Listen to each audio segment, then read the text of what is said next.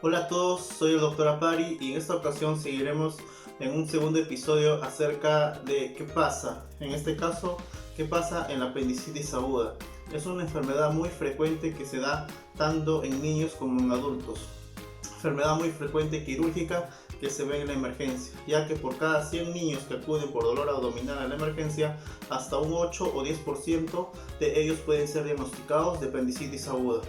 La apendicitis aguda es muy frecuente en la segunda década de la vida y es poco frecuente en niños menores de 5 años, ya que de aquellos niños que hacen apendicitis aguda, menos del 5% tienen menos de 5 años.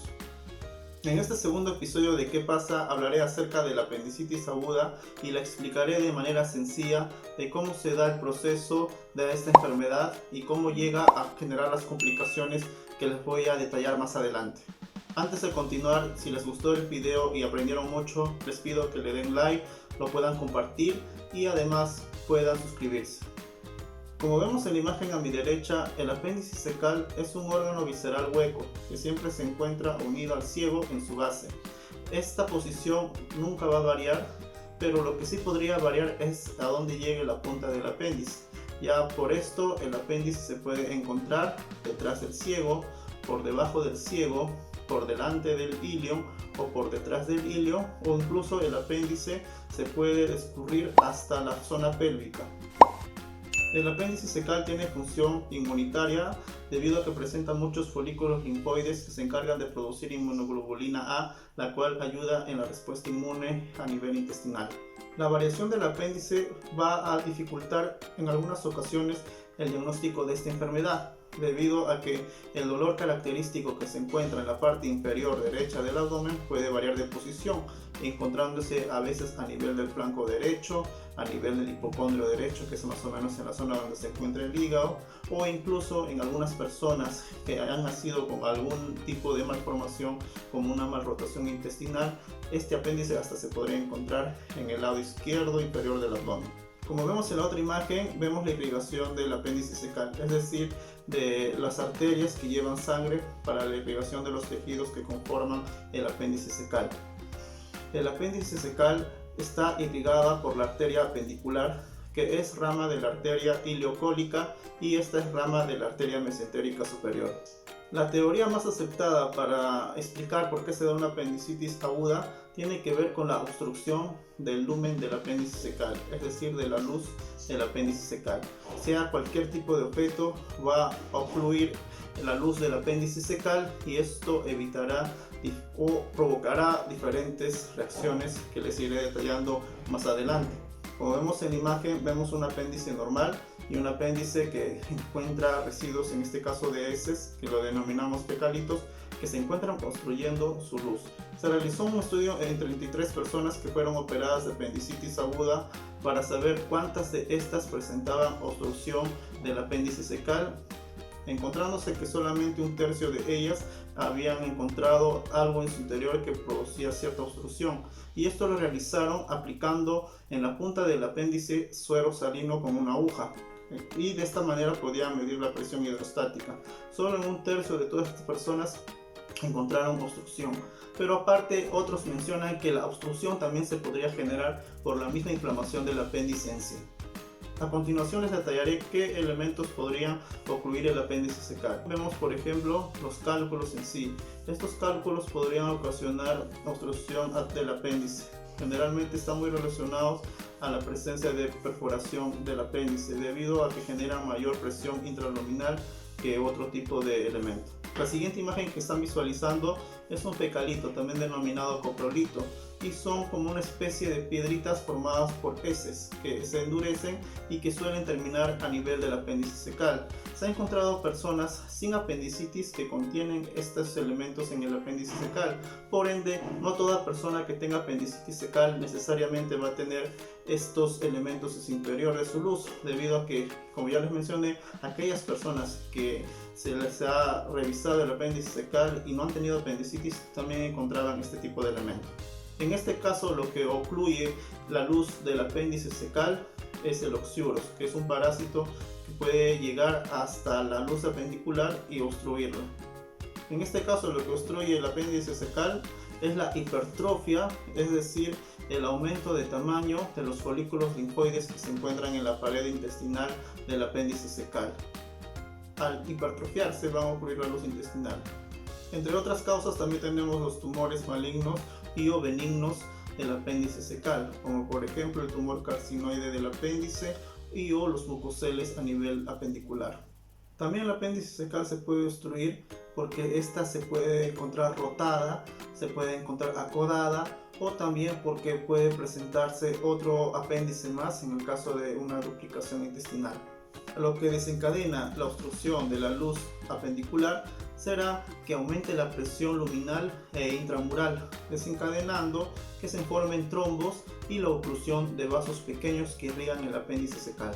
Según la edad, según el grupo etario de las personas que presenten apendicitis cecal, se podrá sospechar del elemento que pudo haber originado esta, como por ejemplo los menores de edad, más frecuentemente se da por hipertrofia de los folículos linfoides, y en adultos debido a la presencia de coprolitos o fecalitos.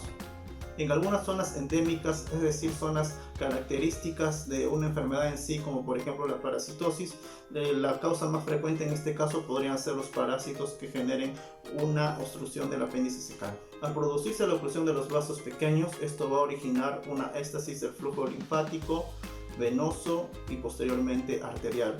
Todo esto desencadenará en una alteración en la circulación a nivel del apéndice cecal y por ende no se proveerá del oxígeno necesario a estos tejidos, generando anoxia, y esta anoxia generará isquemia, es decir, la falta de oxígeno en ese tejido, y después desencadenará una necrosis, la muerte del tejido y por último perforación.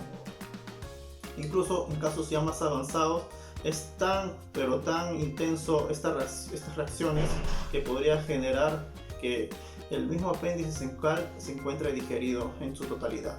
Según va pasando el tiempo, las complicaciones se irán presentando. Antes de las 12 horas es muy raro que haya perforación del apéndice cecal, y pasadas las 24 horas será más probable que ésta esté comenzando a dar. Todo comenzará con una apendicitis aguda necrosada, que es aquella cuando ya se ve comprometido el flujo arterial y por tal motivo hay anoxia y necrosis de la pared intestinal.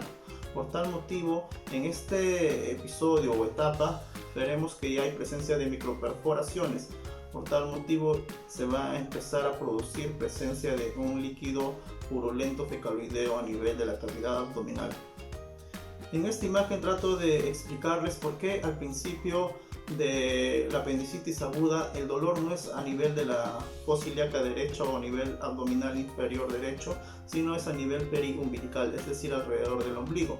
Lo que pasa es que al principio lo que se va a estimular son las fibras aferentes viscerales que se encuentran a nivel del apéndice cecal.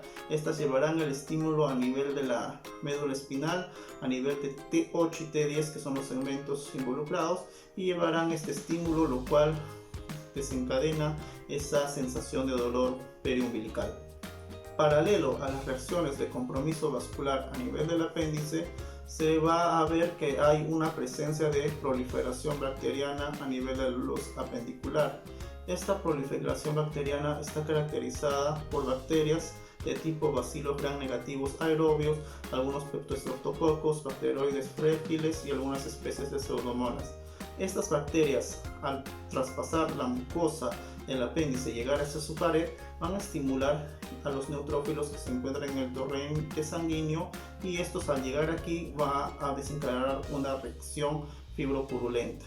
Justo en ese momento, esta reacción fibropurulenta va a comprometer la serosa del apéndice, y al pasar esto, el estímulo entrará en contacto con el peritoneo parietal, y por ende a partir de ese momento ya el niño o la persona adulta sentirá dolor a nivel de donde se encuentra el apéndice, que generalmente es en la fosa ilíaca derecha, es decir, en la parte del abdomen inferior derecho.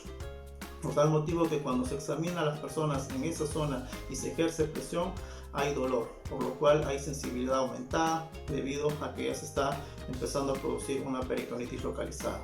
A partir de las 24 horas es más probable que el apéndice cecal presente ya una necrosis, es decir, presencia de microperforaciones, y después de 48 horas pues que ya se encuentre perforado. La relación de fecalitos con respecto a cálculos verdaderos, se ha encontrado en una relación de 6:1 cuando se ha estudiado o se ha investigado qué elementos se encuentran más en la luz apendicular. Cuando ya presenta perforaciones el apéndice cecal, vamos a ver las complicaciones que esta presenta, como por ejemplo el absceso apendicular, que es cuando hay pus alrededor del apéndice. También la peritonitis localizada, cuando se localiza pus a nivel del espacio recto vesical y a nivel apendicular o periapendicular.